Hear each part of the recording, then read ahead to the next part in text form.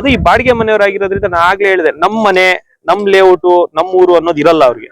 ಏನು ಎಸಿಬೇಕು, ಡ್ಯೂಟಿಗೆ ಹೋಗ್ಬೇಕು, ಆ ರೀತಿಯಾಗಿ ಒಂಚೂರು ಸಮಸ್ಯೆ ಆಗಿದೆ. ಅದೇ ಹೇಳಿದ್ನಲ್ಲ, ಈ ಬಾಡಿಗೆ ಮನೆಯವರು ಅವ್ರು ಎಸೆಯೋದ್ರಿಂದ ಸಮಸ್ಯೆ ಆಗ್ತಿರೋದು. ಕಸ ವಿಲೇವಾರಿ ಆಗಲ್ಲ, ಕಸ ಕಲೆಕ್ಷನ್ ಇವಾಗ ಪ್ರತಿದಿನ ಅಂತ ಹೇಳ್ಬೋದು. ಸರಿ, ನಾನು ಸಾರ್ವಜನಿಕರ ಪರವಾಗಿ ಇಲ್ಲ ಬಿಡಪ್ಪ, ಪ್ರತಿದಿನ ಬರಲ್ಲ, ಒಂದ್ ದಿನ ಬಿಟ್ಟು ಒಂದ್ ದಿನ ಬರ್ತಾರೆ ಅಂತಾನೆ ಹೇಳ್ತೀನಿ ಅನ್ಕೊಳ್ಳಿ. ಅವ್ರ ರೂಲ್ಸ್ ಪ್ರಕಾರ ನಾವು ಪ್ರತಿದಿನ ಅಂತ ಸುಳ್ಳು ಹೇಳ್ತಾರೆ ಅಂತಾನೆ ಇಟ್ಕೋಣ.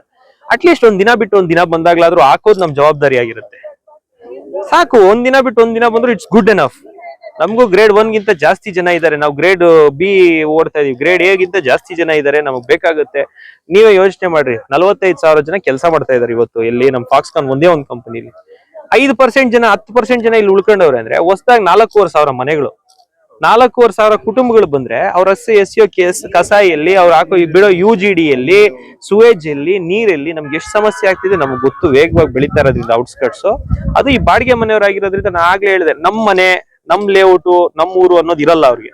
ಏನು ಎಸಿಬೇಕು, ಡ್ಯೂಟಿಗೆ ಹೋಗ್ಬೇಕು, ಆ ರೀತಿಯಾಗಿ ಒಂಚೂರು ಸಮಸ್ಯೆ ಆಗಿದೆ. ಅದನ್ನ ಸರಿ ಮಾಡ್ಲಿಕ್ಕೆ ಈ ಫೈನ್ ಮಾಡಿ, ಒಂಚೂರು ಸ್ಟ್ರಿಕ್ಟ್ ಮಾಡಿ ರೂಲ್ಸ್ ನ ನಾಮ್ ಸ್ಟ್ರೈಟ್ ಮಾಡೋದು ಮಾಡ್ತಾ ಇದ್ದೀವಿ.